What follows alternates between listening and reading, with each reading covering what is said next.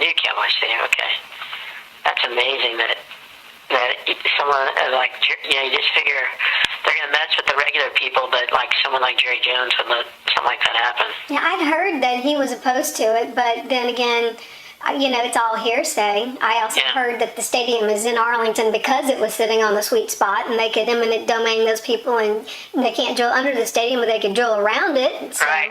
Who knows the real story? Okay, so have they spud? I mean, are there rigs up there and they've spud? They've drilled 3 wells. They're just scheduled to frack June 1st, first week of June. And I hope if they, frack, they flow back right away, because I've already talked with a woman who they fracked in December and didn't flow back till mid-March, and she got sick because that stale water must have contained something that made her throw up and have to be attended to by the EMTs. Wow, okay. And so does Chesapeake use this green completion equipment?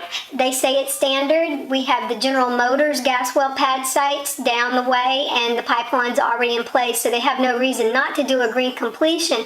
But see, their definition of a green completion is different, because they allow the flowback water to vent to the atmosphere, and then once they get this mix of gas to water ratio, which nobody even from the city knows what that ratio is, and I call it the clean gas, before they hook it up to the green completion system, which is basically 2 separators. And once they get the good gas going through the pipeline, they're fat and happy. But see, in the meantime, prior to them hooking up those green completion machines, we've got several Chesapeake videos where they just flow that to the open tanks. And there's this white cloud, sewery, chemical-smelling cloud that, a few people in Arlington have had health effects from smelling it. We don't want that. We want them to hook it right up to the green completion system, or flow back to negative pressure tanks with scrubbers.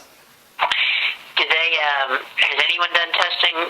They haven't found any violations. So they say that the state has come out to test the flowback air emissions. But see, they don't even test for methane. Our SUMA canisters go off to a lab in Austin, and they don't even test for methane. And we consider the TCEQ a product of the Railroad Commission, the fox watching the hen house, because TCEQ for Barnett Shell only has like a 4% or 2% violation fine. I mean, they pretty much exonerate any complaint if it's related to the Barnett Shell.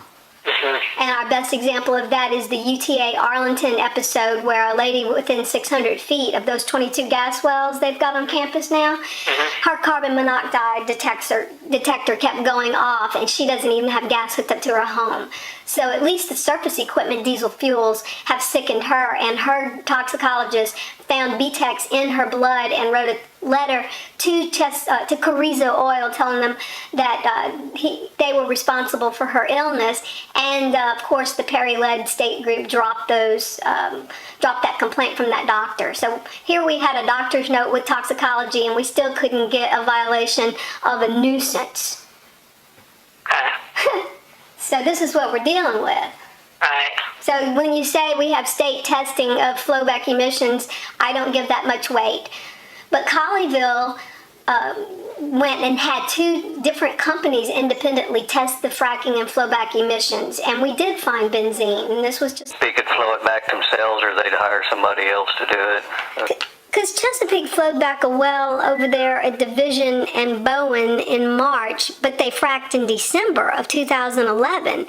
And that water stayed down there for 3 months, and this woman got sick in her parking lot when they were flowing it back. She had to have an ambulance come, the EMTs come and attend to her. It was really foul smelling, and I just want to make sure that they don't have some schedule constraint where they don't get to flow it back right away. I don't want that to happen again. Well, normally, fracking I've ever been around, they flow it back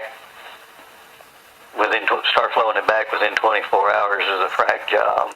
Chesapeake says their green completions are standard, but they don't connect it to the separator and the pipeline until they detect gas. And the beginning stages of flowback, we see this white cloud, they call it steam, wafting off the site, and we were wondering why the Railroad Commission doesn't make them, if they have the green completions equipment, flow back straight to the separator and the pipeline.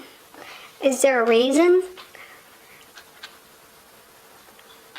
Well, our rules don't require them to separate into an enclosed container.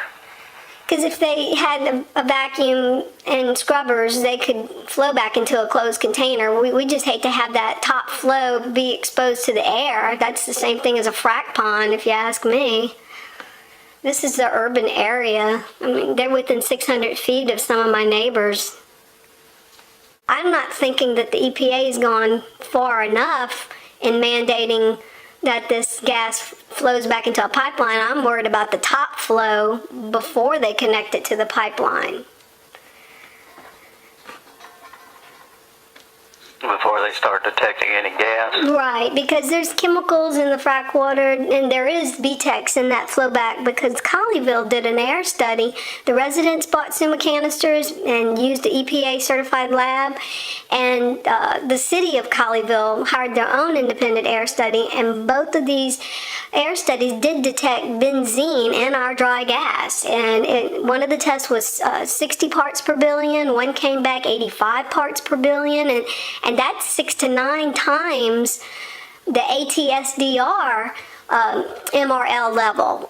There was a 2-week air test. To be honest with you, I'm not real familiar with the flowback process in the Tarrant County area, because you get out in the country a little more and they just flow it back into the air, basically into an open pit, until they start getting enough gas where it's worthwhile to run it through the separator and